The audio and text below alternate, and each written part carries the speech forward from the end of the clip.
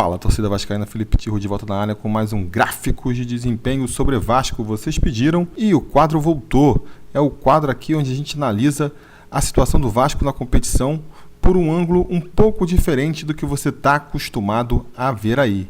E sem mais delongas, vamos então abrir os números. Vamos começar pelo tradicional, né? Analisando a tabela do Vascão. Vasco que depois da 19ª rodada está em 12º lugar com 23 pontos, 18 gols feitos, 26 gols sofridos e um saldo de menos 8 gols. Comparado aí com a última vez que a gente teve aqui um gráfico de desempenho sobre Vasco, que foi na 13ª rodada, nós subimos 3 colocações, estávamos na 15ª posição, não é mesmo? E ganhamos 9 pontos aí nessas 6 rodadas, uma média aí de pouco mais de 1 ponto por rodada. Fizemos 6 gols nesse período, sofremos 8, o que fez com que o nosso saldo nesse período aí caísse mais 2 pontos. Ou seja, apesar aí do saldo que aumentou, né, muito por conta da derrota para o Flamengo, eu diria, acho que foi aí um bom período para o Vasco. Conseguimos subir mais algumas posições, nos distanciamos da zona de rebaixamento e agora é manter isso aí para o resto da competição, né? Mas justamente para falar disso, vamos abrir então os gráficos de desempenho sobre Vasco propriamente ditos. E vamos começar abrindo aqui o gráfico das campanhas ideais do Vascão, né? O gráfico onde a gente analisa aí o desempenho do Vasco e projeta como é que ele terminaria a competição. Como vocês podem ver no gráfico aí, cada coluninha branca dessas significa o número de pontos com que o Vasco terminaria a competição se a gente projetasse ali o aproveitamento do time naquele momento do campeonato. Nesse quesito aqui também a gente melhorou em relação ao último episódio do gráfico de desempenho, que foi na 13ª rodada. Naquela época a gente estava com uma projeção ali de terminar o campeonato com 41 pontos. Quer dizer, nessa faixa laranja aí do gráfico, que significa o quê? É a faixa onde você já tem pontuação para sonhar em permanecer na primeira divisão, mas ainda é uma zona de risco, né? Você terminando com a pontuação ali na zona laranja, você ainda pode ser rebaixado. Agora estamos numa situação mais confortável. E aí estamos no meio do campeonato, então fica fácil de fazer essa projeção. Terminamos o primeiro turno com 23. Se a gente repetir o aproveitamento no segundo turno, a gente termina com 46 pontos. Já estamos na faixa amarela ali, que é a faixa que traz a segurança para a gente de que vamos escapar do rebaixamento. Nenhum clube nunca foi rebaixado atingindo 46 pontos no Campeonato Brasileiro de Pontos Corridos com 20 clubes. E de quebra ainda entra na faixa aí de possível classificação para a Sul-Americana. Essa faixa amarela mais forte aí tem esses dois significados, né? Ela tanto representa ali a zona de escape do rebaixamento, quanto a zona de risco, vamos falar assim, risco de conseguir uma classificação para a Copa Sul-Americana. Não é o melhor desempenho do Vasco, tá? O melhor desempenho do Vasco, se vocês forem observar, vai ser na 16ª rodada. Ali a gente estava com um aproveitamento que projetaria a gente terminando o ano com 48 pontos. Mas infelizmente, depois desse jogo nós acumulamos aí 2 derrotas, né? Só fomos vencer agora na última rodada. Tudo bem, 46 pontos. Não é a projeção ideal, né? Mas vamos ver se daqui para frente a gente melhora. Até porque a situação ainda não é tranquila, como a gente pode ver se a gente comparar o atual desempenho do Vasco com as campanhas anteriores. Vamos abrir esse gráfico aí. Quem já conhece aqui o gráfico de desempenho sobre o Vasco sabe, né? A gente está comparando aqui com as nossas piores e nossas melhores campanhas no campeonato de pontos corridos com 20 clubes. Essas linhas aí de cores quentes representam as nossas campanhas de rebaixamento. Dá para dizer que foram as nossas piores campanhas nesse campeonato. A linha vermelha representa o campeonato de 2015, a linha laranja de 2013 e a linha amarela de 2008. Enquanto a linha verde representa a nossa melhor campanha nesse período, a campanha de 2011, quando a gente ficou ali com o vice-campeonato, né? Dá para ver aí por que ela está tão lá em cima. Pois bem, vamos analisar aqui. Nós estamos terminando, então, o turno com 23 pontos, o que nos deixa aí com uma campanha ainda inferior a uma campanha de rebaixamento. Estamos bem melhor do que 2015, quando terminamos com só 13 pontos.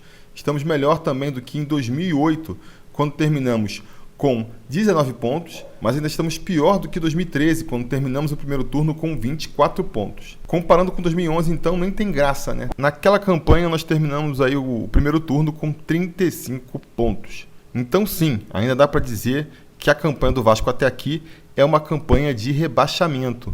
que pode fazer a gente acreditar aí que vai ser um campeonato um pouquinho melhor do que esses outros 3 aí que acabaram com o nosso rebaixamento, eu acho que é a curva de crescimento, né? O time do Vasco é um time que vem melhorando. E se vocês forem reparar nessas curvas das campanhas do rebaixamento, vocês vão reparar que bem nesse momento, nas 3 campanhas em que a gente foi rebaixado, o Vasco acumulou uma sequência de derrotas aí, ó. Em 2015, bem nesse período aí, depois do retorno, a gente conseguiu acumular 6 derrotas consecutivas. Em 2008 também a gente acumulou 6 derrotas consecutivas. E em 2013, 4 derrotas consecutivas.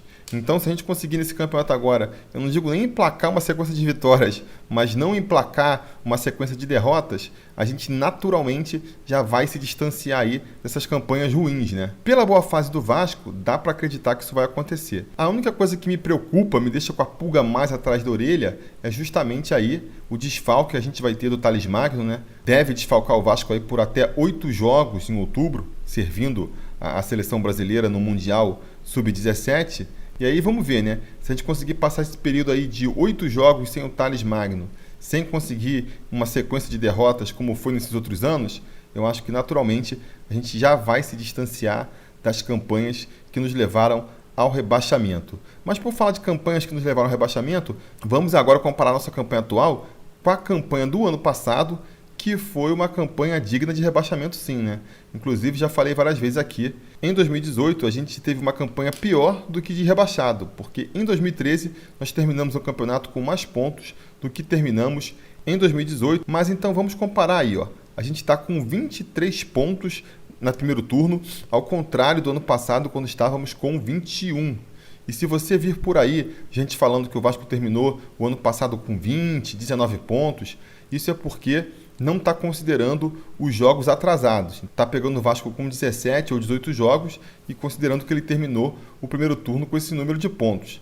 Eu não considero que é justo, né? Você comparar um time que jogou mais com outro time que jogou menos. Então eu peguei, por mais que tenham sido jogos aí em momentos diferentes do campeonato, os 19 jogos do primeiro turno para comparar com os 19 jogos do primeiro turno de agora. Ano passado, nesses 19 primeiros jogos, o Vasco fez 21 pontos, agora fez 23. Uma campanha bem parecida.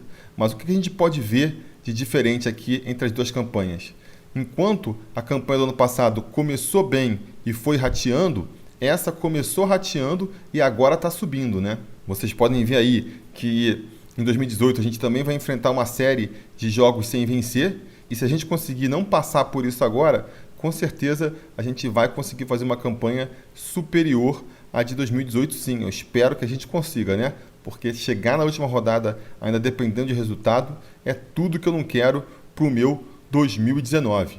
Finalmente, vamos fechar então aqui os gráficos de desempenho sobre Vasco, analisando aqui o termômetro sobre Vasco, carinhosamente chamado de rebaixômetro, já que a gente fica olhando muito mais para baixo, preocupado com as nossas chances de sermos rebaixados. Até porque, olha aí, ó, desempenho do Vasco na competição até agora, aproveitamento aí de 40,35%.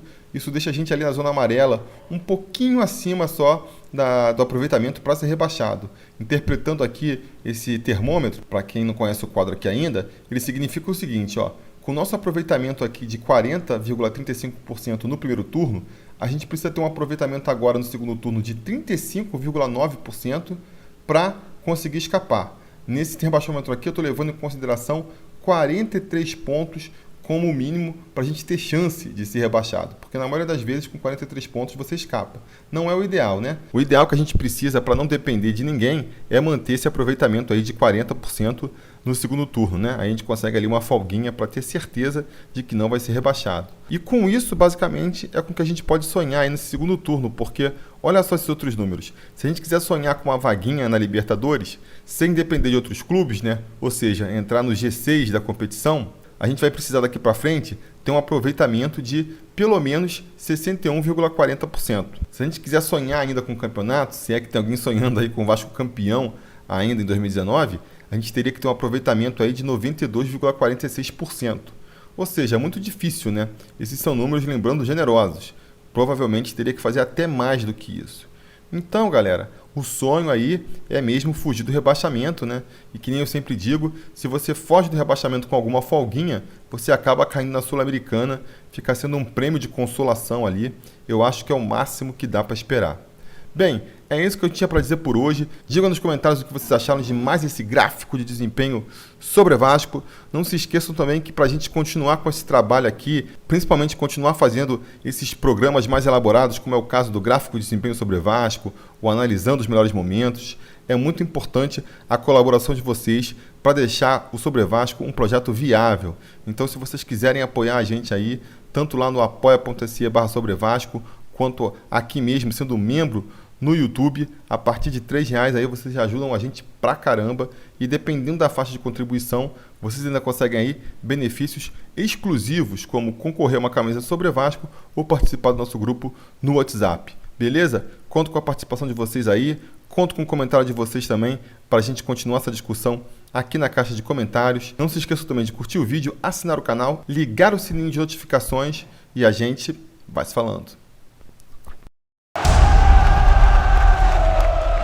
A realização desse vídeo só foi possível graças ao apoio inestimável dos conselheiros do Sobre Vasco. Ajude você também ao Sobre Vasco continuar no ar, se tornando um apoiador em apoia.se/sobrevasco ou sendo um membro do canal aqui no YouTube.